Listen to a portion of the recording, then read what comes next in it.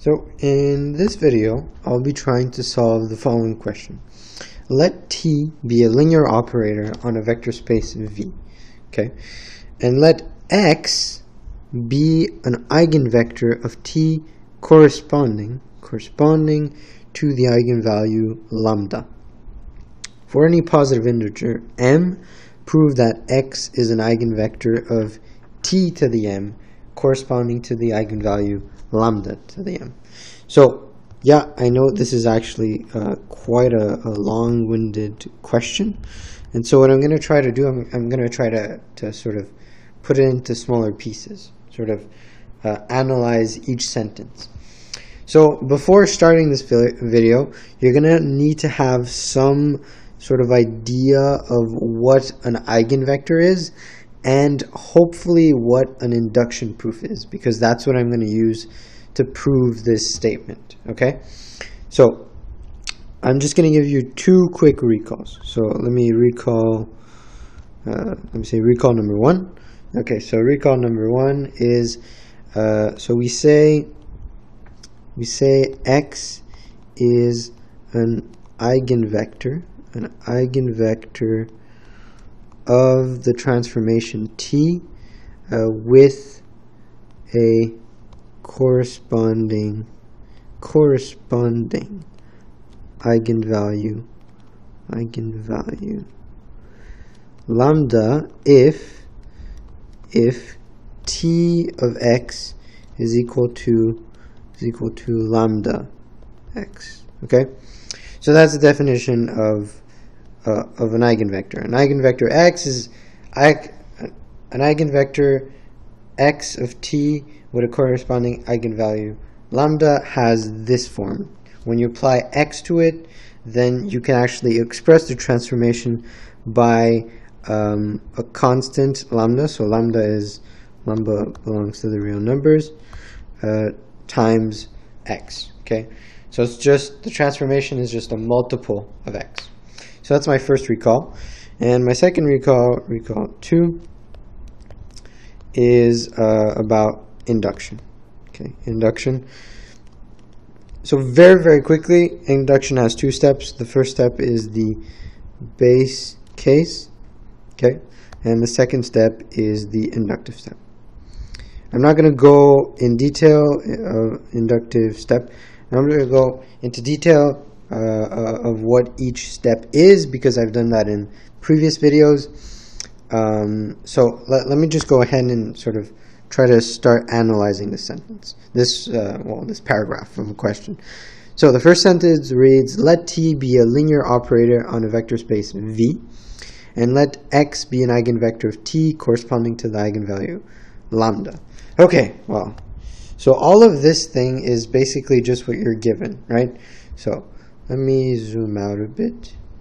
Okay, so that's a bit clearer.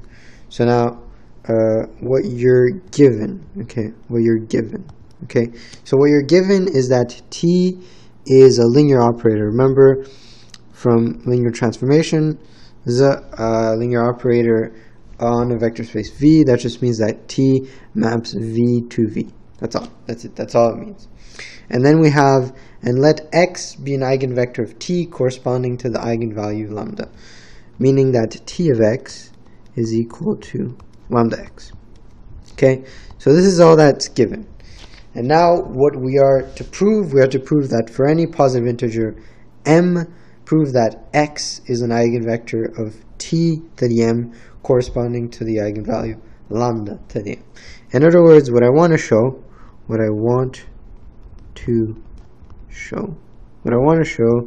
is T to the m of X is equal to lambda to the m of X, which, when you think about it, seems intuitive. If you take T several times onto X, then you'll get lambda to the several power, whatever times you use T, times X, right? So it seems intuitive.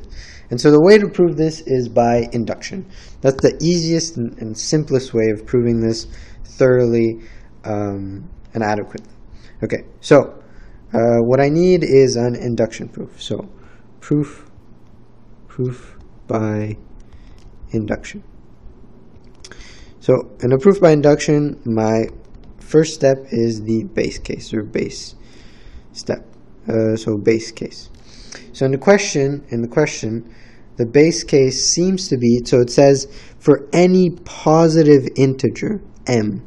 That means that m is what is going to be greater than or equal to not 0, because 0 is neither negative nor positive, but rather m is greater than or equal to 1. Okay? So the smallest case, which is the base case, that can be applied to this sort of statement, right? This is the statement I'm trying to prove, is going to be m equal 1. So basically what I'm trying to show that t to the 1 of x is equal to lambda to the 1 times x. Well, when you think about it, this is just given. It's given right here, right? This is given. T to the 1 is just t to the x, or sorry, t of x.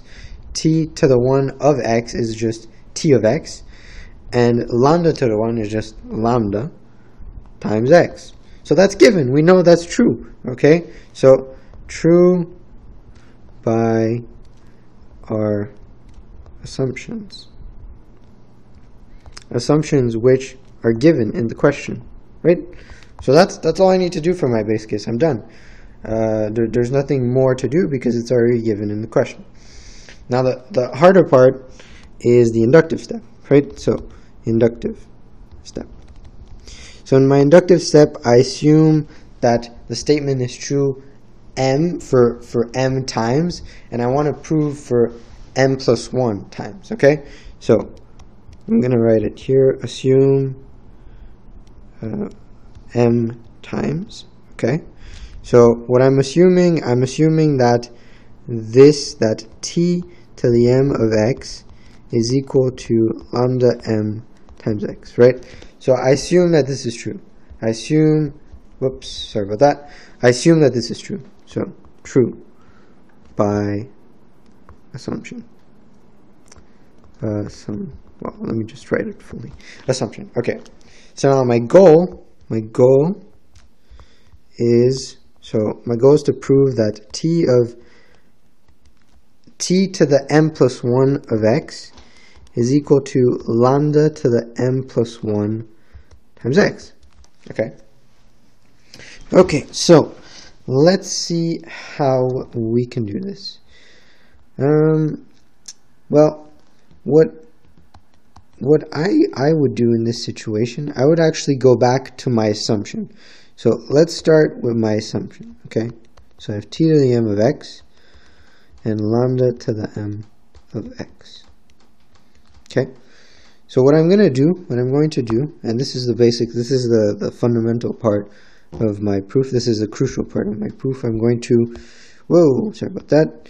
I'm going to apply t on both sides. Apply t on both sides. Okay? So that's going to result in t to the m of x, which is equal to t of lambda to the m of x. Okay? So this is the same as saying if I said that x was equal to y, okay? Well, if I said sine of x, well, that's still going to be equal to the sine of y. I'm applying a function on this side and on this side, and the equality still holds. So this thing still holds. So that's why this is still true. That's why the equal sign is still valid. Okay. Well, I know that t of m of x is the same thing as t of m, and that's actually just equal to t to the m plus 1 of x. Okay, so this is my left hand side. Okay, so I just wanted to make this more obvious. And now let's check our right hand side. So our right hand side is t to the lambda m of x. But we know that t is linear because it's given in the question that t is a linear operator. So what we know about So this is sort of another recall. Actually, I won't do this here. I'll do this here. So t is linear. T is linear. And so what we know about linear operators is that t of c of x is equal to c times t of x. This is just by definition of a linear operator. This is always true. This statement here is always true. Okay, well, I know that lambda to the m is just a constant, like c is, because c belongs to the real numbers, and so does lambda to the m. Okay, so that means that I can just write this as lambda to the m times t of x, right? Because this is just like my c, so I'm just bringing my c outside, okay? And now t of x, I know from my base case, which is over here, I know that t of x is equal to lambda x. It's also because it's given in the question, right? So t of x is equal to lambda x. So I'm just going to replace that here. Okay, so I'm going to get lambda to the m times lambda to the m times x. Well, what do I see? I see that I have two of the same bases with different powers. So this is actually lambda to the 1. So I now have lambda to the m plus 1 times x. And so because my left-hand side and my right-hand side were initially equal, they're still equal. So since LHS is equal to RHS from the beginning here, my equal sign is valid from here, so it's valid for these two statements combined together. So since LHS is equal to RHS, well, that means that t to the m plus 1 of x is equal to lambda to the m plus 1 times x. And so I've proven what I wanted to prove. So my goal was to prove that t to the m plus 1 of x is equal to lambda to the m plus 1 of x. And so that's what I've shown. I've shown that this is true. So I've proven my inductive step.